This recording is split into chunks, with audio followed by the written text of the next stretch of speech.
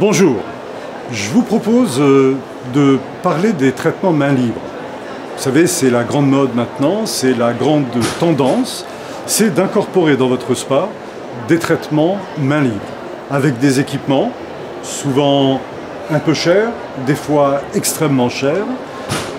Comment est-ce qu'on les intègre dans le spa? Comment est-ce qu'on les rentabilise dans le spa? Et tout ça sans dénaturer l'ADN de votre spa.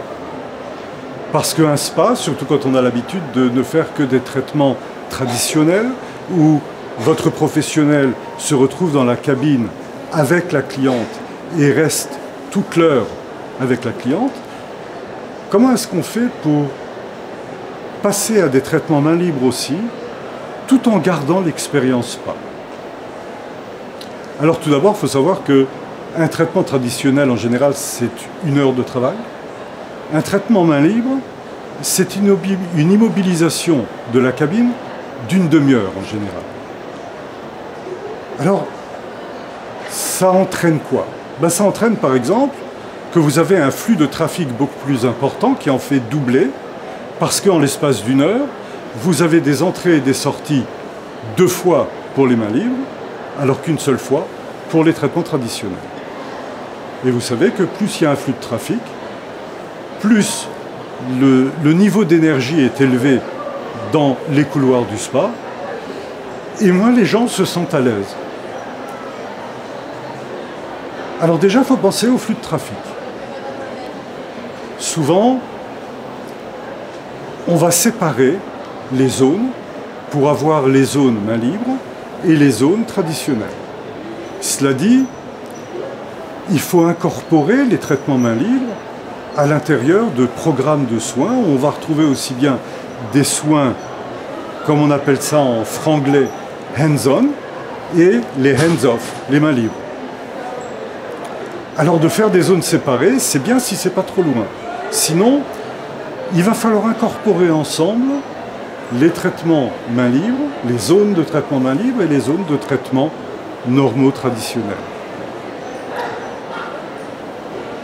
D'un autre côté, il faut penser à l'immobilisation de votre personnel.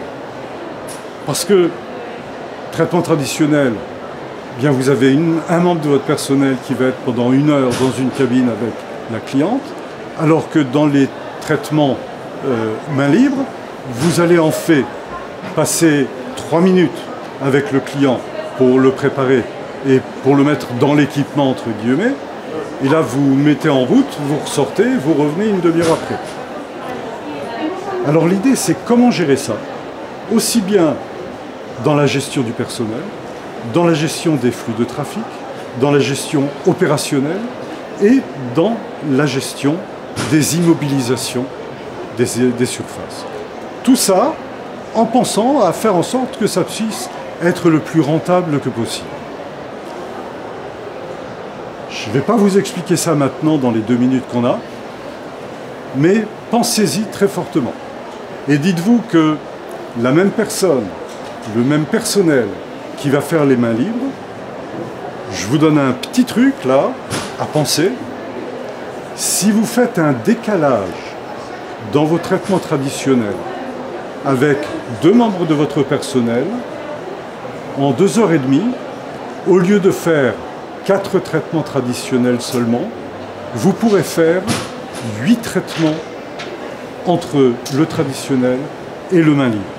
Alors amusez-vous à calculer et dites-vous que ça peut devenir très rentable, mais il faut que ce soit bien géré.